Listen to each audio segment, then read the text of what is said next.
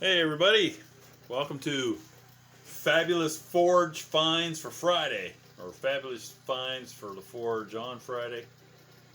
I don't know, whatever. Anyway, I'm having me a little drinky poo on Friday. Canadian rye, you can't beat it. I thought I'd talk about things I found today, and let's just check it out. We'll start small. I found for $2, still says $2 on there, Craftsman spark plug tool. Yeah, nice one from the old days. And it's got those wire spark plug gappers, which is really sweet. Love those, they're the best. And a feeler gauge thing on the other side, so it's wicked. Perfect. So that was the first measly find for $2. Thought that was pretty good. Now these I paid a little more than I probably should have, but I did need a good sized ball peen hammer, and I found this one for $5. And I could have talked them down a little bit, but it's a charity, so when I'm buying from a charity, I pay what they got on there. I don't worry about it too much. But it was a good 40-ounce hammer, probably well worth $5, but it's got that cheap Chinese oak. It looks like something good and strong, but it's not really that good and strong. But it's decent for what I need it for. I won't be overly using this hammer. It's mostly just sort of a big basher. And I also found a 32-ouncer of a better make and better handle. Even though it's old, the handle probably survived longer than the other one. Looks to be ash. Could be oak. I don't think it's hickory, though. Hickory got a different look. Yeah, so that was the other find. These were all found at the same place. And actually, this little break here, I got at... it's pretty hefty, actually. Made of more or less 1/4 inch by 3-inch angle iron. But it's a 16 gauge break, 30 inches long. And I haven't played with it at all. It just took it out of the box just now. But it was in a clearance bin at Princess Auto, which is the Canadian version of Harbor Freight, essentially. And I couldn't pass up on it because this thing was $30, which was sweet. I don't actually own a brake at the moment. You know, I buy and sell tools all the time. So right now I don't own one. But I kind of kicked myself for getting rid of the last one, which was really nice. And this one I think I'll hang on to because I kicked myself when I need a brake. I don't have a brake. So that was pretty sweet for $30. Couldn't buy the materials for pretty much that. But the sweetest deal today. And it was pretty sweet, I'm telling you. I have to drink to it. It's so good. I love that Canadian rye. Anyway, let's get back to it. Here she is, boys. Got a Butler blowtorch. Perfect condition. This is exactly how I found it. I haven't touched it.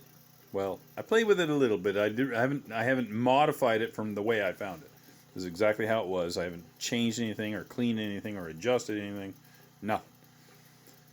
It still has the shroud on it, which is rare. Usually this is long gone. And the pump works great. You don't get the Viagra effect where it pushes back up. You don't want that. But look what I paid for it, boys. $8 Canadian. That's like $3 or $4 US. I believe it's a Butler. It doesn't have the printing on it anymore, but it sure looks like a Butler. Canadian made. And what was really sweet about this one, it was pumped up when I bought it because I tried to run the pump and I was like, oh, it's not moving. It had pressure and it was already pumped up full, and I don't know how long it's been sitting, but it's been holding that pressure for God knows how long. And turned the valve in the place where I bought it and fuel squirted out. It still has fuel in it and was still pressurized, ready to run. And I did put a little bit of heat onto it just a little while ago when I shot this exact same video and lost all the footage, which was wonderful. Just love when that happens. But anyway, so it's actually just slightly warm. It's not hot, but you know, you got to warm these up. And if you've watched my video on how to run these things, you have to fill this with the fuel from it and burn it off, and that preheats it. But here's another trick. You get yourself a regular torch, you turn it on, you preheat, because this is all copper. Some are brass, but this one usually are copper. You just preheat it, because that's the whole point of the bath, is to preheat all this metal. And to be honest, putting this where it needs to be is more efficient and faster. So you're just kind of getting this all nice and warm so it'll vaporize the fuel rather than squirt it out in a jet.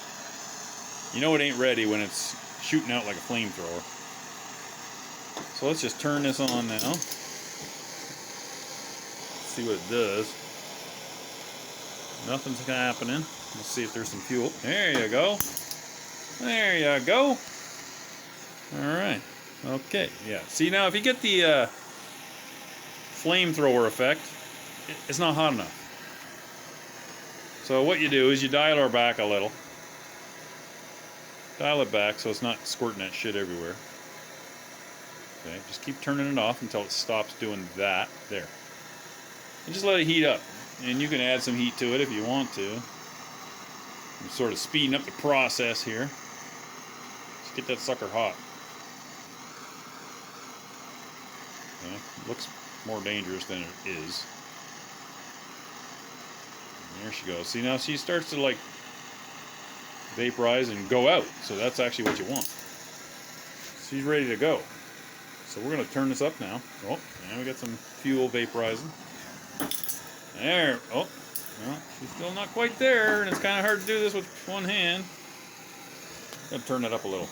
All right, there we go.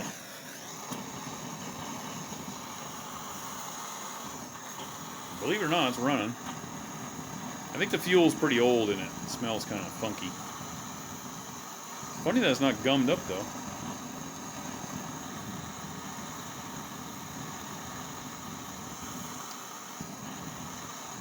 Come on, you can do it. You can do it.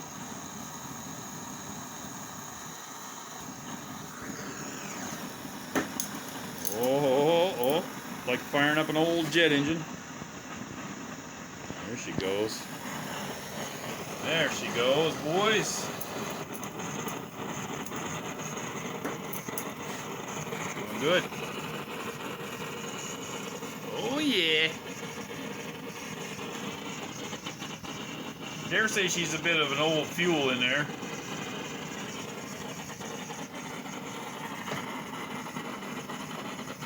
Nice. Oh, it went out. Now we got vapors flying around. I still think it's kind of cold, to be honest. But it might actually be running out of fuel. It didn't feel like it had a lot in it. Oh no, I didn't have it turned up enough, that's all. Look at that.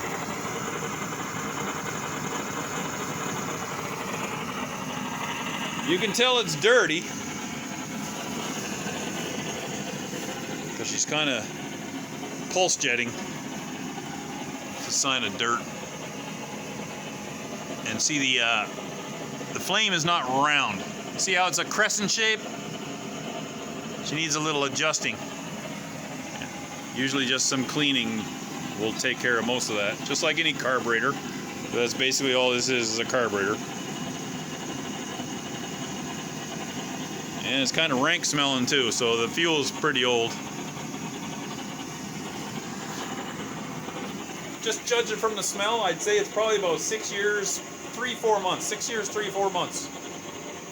Just judging from the smell. And you get a little more experience with carburetors, you'll know. You can nail it right down to the month, right, boys? Yeah. Otherwise, perfect, man. Perfect. What a deal. Let's crank her right up, see what happens. Oh, there you go. Hell yeah. Let's open her up. Woo! Holy shit, look at the energy coming out of that.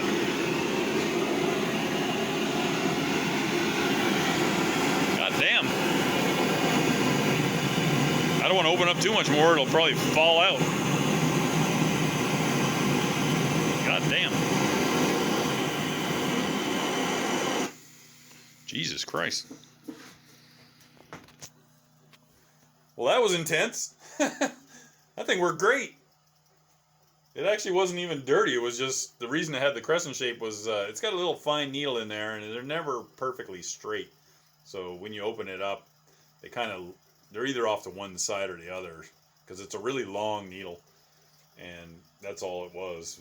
The more I opened it, the more it just allowed the fuel to dump, and worked perfect. So nothing wrong with it.